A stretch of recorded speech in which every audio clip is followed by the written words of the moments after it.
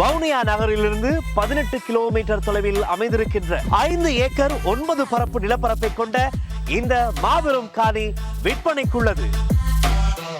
நேர்கள் எல்லோருக்கும் வணக்கம் மற்றும் ஒரு காணொலியூடாக சந்தித்திருக்கின்றோம். இன்றைய தினம் இந்த பயண தடை சார்ந்து யுத்தத்தில் ஈடுபட்ட அதாவது குற்றவாளிகளாக மனித உரிமை மீறல்கள் சார்ந்து பேசப்படுகின்ற பொழுது ஸ்ரீலங்காவில் இருக்கக்கூடிய முப்படை தளபதிகள் மீது விதிக்கப்பட்ட அந்த பயணத்தடை தான் தற்பொழுது பேசு பொருளாக இருக்கிறது. அந்த பயணத்தடை சார்ந்து இன்றும் விமர்சனங்கள் வந்து கொண்டுதான் இருக்கின்றது. அதாவது இலங்கை அரசியல்வாதிகள் எல்லாம் அதிரடியாக அதுக்கு கருத்து தெரிவித்திருக்கிறார்கள். ஒரு பரபரப்பாக இலங்கை அரசியலை மையப்பட்டது நகர்ந்து கொண்டிருக்கின்ற சொல்லக்கூடியதாக இருக்கிறது. குறிப்பாக பிரித்தானியா விதித்திருக்கக்கூடிய இந்த பயணத்தடை என்பது எவ்வளவு தூரத்துக்கு நியாயமானது என்கின்ற ஒரு விடயம் சார்ந்து பேசிக் கொண்டிருக்கின்றார்கள். இது ஒரு அநீதி என்று சொல்லி இலங்கை வாழ் அரசியல்வாதிகள் பலரும் தங்களுடைய கருத்துக்களை முன்வைத்துக் கொண்டிருக்கின்றார்கள். இது சார்ந்து இன்றைய தினமும் கூட பலர் கருத்துக்களை முன்வைத்துக் கொண்டிருக்கிற இந்த பின்னணியில யுத்தம் இடம்பெற்ற காலப்பகுதியில இவர்களுடைய வகைப்பாக கூட இந்த படுகொலைகளுக்கு பின்னால இல்லாட்டி மனித உரிமை மீறல்களுக்கு பின்னால இவர்கள் இருக்கிறார்கள் என்று அடையாளம் காணப்பட்டதால் இந்த முப்படை தளபதிகள் அதே போன்று கருணா என்று அழைக்கப்படுகின்ற விநாயகமூர்த்தி, முரளிதரன் இவர்கள் மீதான இந்த தடை விதிக்கப்பட்டிருந்தது. இதுக்கு பிறகு அவர்கள் தங்களுடைய கருத்துக்களை அறிக்கைகளூடாகவும் சரி ஊடகங்கள் வாயிலாகவும் சரி முன்வைத்திருந்தார்கள். இப்பொழுது பிரித்தானியா சொல்லுகின்றது இவர்கள் சார்ந்த நெருங்கிய உறவினர்களோ இல்லாட்டி இவர்களோ பிரித்தானியாவுக்குள்ள வர முடியாது, இவர்களுக்கு அங்க சொத்துக்கள் இருந்தால் அதையும் நாங்கள் முடக்குவோம் என்று சொல்லுகிறார்கள். ஸ்ரீலங்கா அரசு என்ன சொல்லுதுன்னு சொன்னால் இவ்வாறான செயற்பாட்டை இவர்கள் செய்திருப்பது தன்னிச்சையாக ஒரு முடிவெடுத்திருப்பது அவளுக்கு ஒரு அழகான விடயம் அல்ல அப்படின்னு சொன்னால் நாட்டின் மீது பொருளாதார தடையும் இவர்களால் கொண்டு வர முடியும். ஆகவே இந்த விடயம் சார்ந்து நாங்கள் பேச வேண்டிய கலந்துரையாட வேண்டிய நிறைய தீர்மானங்கள் எடுக்க வேண்டியது இருக்குது என்ற பல்வேறுபட்ட விடயங்களை சொல்லியிருக்கிறார்கள். இது சார்ந்து விசித்த கீரத்து ஒரு அறிக்கை ஒன்றை வெளியிட்டிருந்தார். அதுவும் தற்பொழுது சமூக வலைத்தளங்கள்ல பேசப்பட்டு பகிரப்பட்டு கொண்டு இருக்கின்றது. இதெல்லாம் இருக்கின்ற பொழுது மைத்ரிபால சிறிசேன சொல்றேன் தானந்தன் பகுதியில வேலை செய்ததாகவும் ஆகவே இவ்வாறான சம்பவங்கள் எதுவும் இடம்பெறவில்லை என்று சொல்லுகிறார். மஹிந்த ராஜபக்ஷ அவர் முன்னாள் ஜனாதிபதி தான், அவரும் சொல்லுகிறார் நான் தான் இதுக்கு தலைமையேற்றேன், ஆகவே இந்த இவ்வாறான செயல்பாடுகள் இல்லை என்று சொல்லுகிறார்.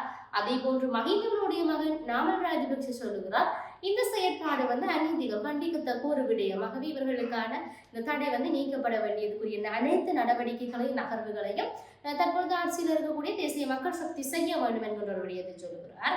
அதேபோல் மனித உரிமைகள் ஆணை குழுவினுடைய முன்னாள் ஒரு ஆணையாளர் ஒரு கருத்தை சொல்லுகிறார் இந்த செயற்பாடு உடனடியாக மேற்கொண்டு இருக்கிறார்கள், ஆகவே இது பாரிகளுக்கான பல்வேறுபட்ட பிரச்சனைகளை கொண்டு வரக்கூடியதாக இருக்கும். இது இந்த விதத்துக்கு நல்ல விடயம் கெட்ட விடயம் இது எவ்வளவுக்கு சரிதூரமாக பயணிக்க போகிறது என்பது சார்ந்து பேசியிருக்கிறார்.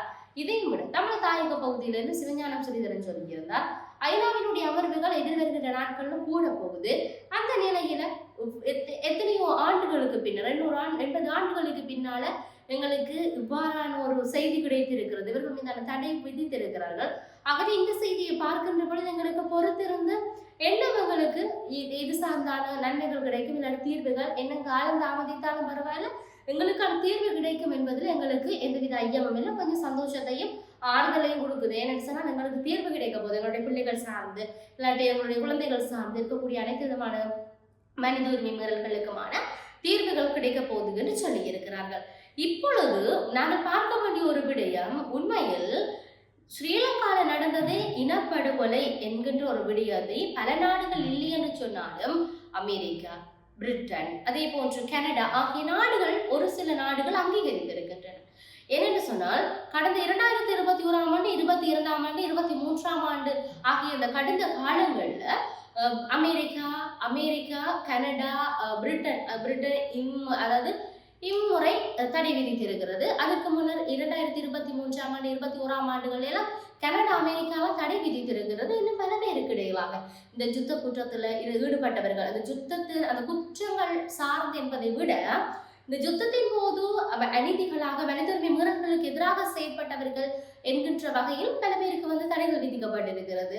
நெருங்கிய உறவினர்கள் செல்ல முடியாது, அவர்களுக்கான சொத்துக்கள் அங்கு வைத்திருக்க முடியாது, இவ்வாறான விடயங்கள் என்னுமிடம் பெற்றுக் கொண்டிருக்கிறது. இப்படி நிறைய விடயங்கள் வந்து கொண்டிருந்தாலும் இது சார்ந்த விமர்சனங்கள் வந்து கொண்டிருந்தாலும் தமிழ் மக்களுக்கு என்ன தீர்வு என்ற மிகப்பெரிய கேள்வி இருக்கிறது. உண்மையில் நாங்கள் பொறுத்திருந்து பார்க்க வேண்டும். ஐநாவினுடைய அமர்வுகள் எதிர்வருகின்ற அல்லது எதிர்வருகின்ற நாட்கள்ல நடக்க போகிறது. பிரித்தானியா இப்படி ஒரு பிரிட்டனுடைய இவ்வாறான ஒரு தீர்மானம் இல்லாட்டி இந்த இவ்வாறான ஒரு உத்தரவு வந்திருக்கிறது. இது சார்ந்து எங்களுடைய அதாவது ஸ்ரீலங்கால இருக்கக்கூடிய பல அரசியல்வாதிகள் பல கருத்துக்களை முன்வைத்துக் கொண்டிருக்கின்றார்கள்.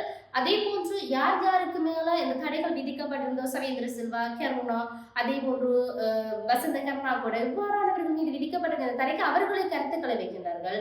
ஆக நாங்கள் பார்க்க வேண்டும் எவ்வாறான நகர்வுகளோடு இதெல்லாம் நகரப் போகின்றது என்பதை மற்றொரு பதிலூடாக சந்திப்போம். வணக்கம்.